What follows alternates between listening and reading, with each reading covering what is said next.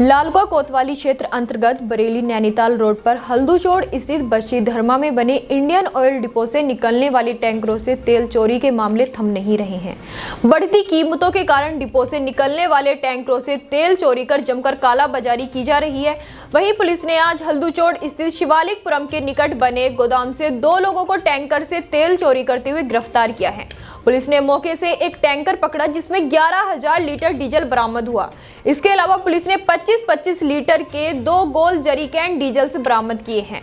वहीं अभियुक्तों की गिरफ्तारी और बरामदगी के आधार पर विभिन्न धाराओं में मुकदमा दर्ज कर लिया गया है। यहाँ जो ऑयल डिपो है उससे काफ़ी टाइम से शिकायत आ रही थी कि हमारे यहाँ से जो वाहन भर के जाते हैं तेल, उसमें फिर कहीं ना कहीं रास्ते में कुछ चोरी की शिकायतें आती हैं। तो उस पर उनकी तहरीर पे मुकदमा दर्ज करते हुए पुलिस ने कार्यवाही की। हमने टीम गठित की और फिर जब हमने तफ्तीश की तो हमें पता लगा कि यहीं पे एक जो ट्रांसपोर्टर का गोदाम है वहाँ पे कुछ लोग क्या करते हैं, उन जो ट्रक होते हैं उसमें ई लॉक लगे होते हैं, तो वो उन ट्रकों को रोक के उनके पाइप वगैरह जो लॉक होते हैं उनको काट के तेल निकालने के बाद में फिर से उसको वेल्ड करके और पेंट कर देते हैं ताकि पता ना लगे कि चोरी हुई है।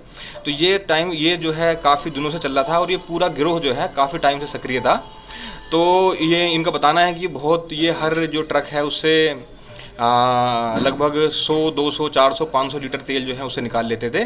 और फिर जैसे कि टेम्परेचर से तेल एक्सपेंड होता है तो वो कह रहे थे कि उतना ज़्यादा पता नहीं लग पाता क्योंकि हम तेल का जो है वॉल्यूम लेते हैं।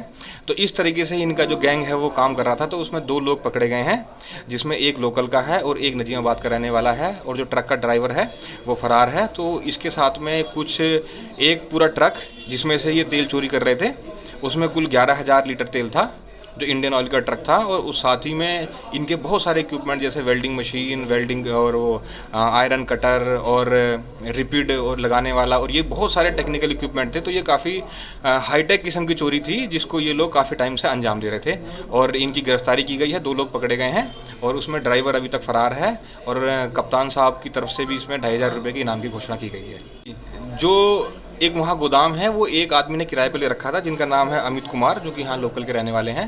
तो बाकी उसने कुछ जो एक्सपर्ट थे वो लगा रखे थे, तो वो सारे लोग मिलके यही काम करते थे।